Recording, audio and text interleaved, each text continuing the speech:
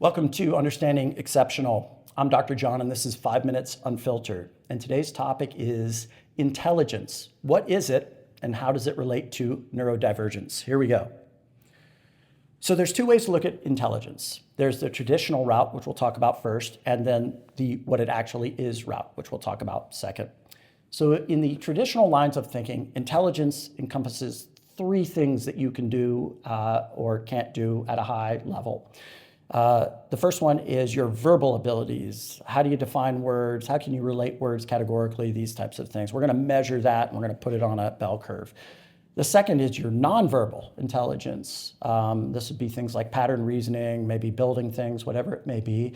That's another domain of intelligence. We have verbal, we have nonverbal, and the final one is quantitative. So on these types of tests, you're doing things related to quantitative reasoning, math, those types of things. So we have verbal, nonverbal, and quantitative. Those are your three areas of intelligence, and that's it, right? Totally ridiculous. And what would happen to measure your intelligence or to obtain your intelligence quotient? You're going to complete tests in all three of those areas and more. And then they're going to give you a standard score where 100, an IQ of 100 is perfectly average, 50th percentile. And then if you get higher and higher and higher, and you eclipse the 96th percentile, which is a 127 as far as a standard score, now you're gifted, by golly. And if you're below a certain level, we're going to have discussions around, do we have an intellectual impairment? But this ridiculous, limited way of viewing intelligence is part of the problem embedded in these systems, because anyone watching this understands that intelligence isn't relegated to your verbal, nonverbal, and quantitative abilities. And if you don't have those, you're not smart. It's utterly ridiculous. And it's part of the problem.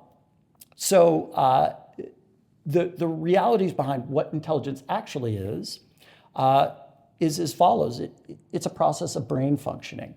And so what intelligence involves is the ability to take in sensory information, things you hear, things you see, things you feel, smell, whatever it is, associate those, store them, and then use that information to solve a problem or to adapt. So at the end of the day, intelligence is adaptation to your environment.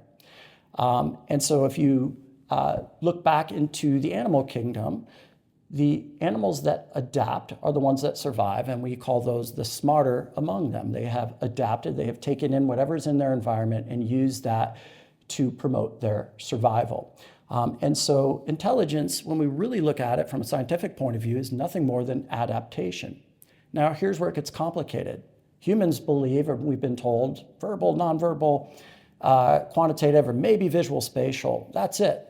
We know how smart you are, and we make hugely, profoundly important decisions on that ridiculous score that we get from those three areas. It's unbelievable, totally unacceptable, but embedded in the system. But humans, we don't need to survive per se anymore. And so we can use our sensory systems, our adaptation, our intelligence looks different.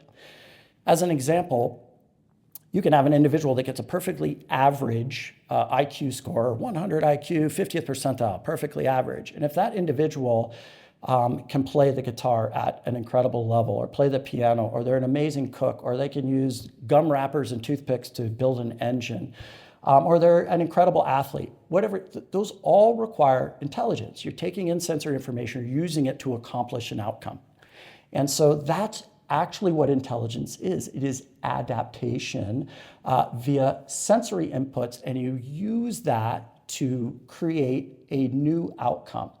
And so somebody, again, that's an amazing painter. That is intelligent behavior, unbelievable on the piano. I could take piano lessons for the next 7 years and be terrible at it because I don't possess those sensory skills. So when I see somebody that can do that, that is an incredibly smart human being. I don't care what any of these ridiculous numbers say.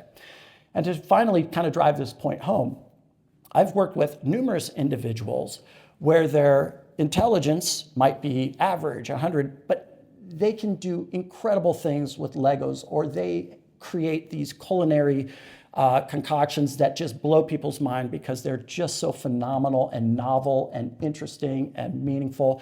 And so it goes across, it defies this idea that, well, you have an average IQ, because as it turns out, not overly surprisingly, what we consider intelligence, we just draw it right back to what you can do in school. And so we've created this system where intelligence and performance in school is everything, and how you do in school probably is related to how smart you are, and all these things. And if you're not doing well in school, you must not be smart, and maybe you should do something different. And this is absolutely part of the problem.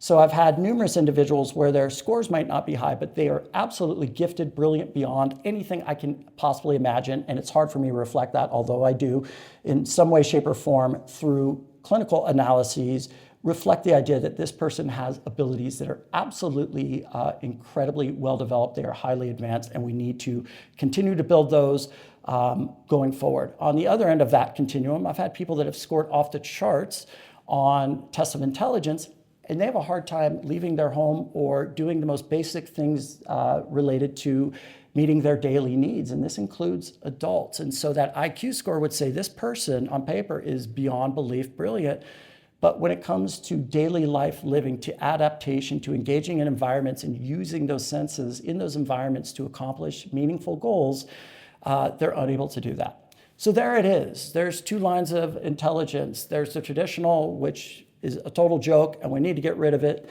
There's the reality of what it actually is from a brain-based perspective, and we need to embrace that much more directly. Hopefully some of this was interesting. Join us on all our social media platforms and at understandingexceptional.com. Get involved in the conversation.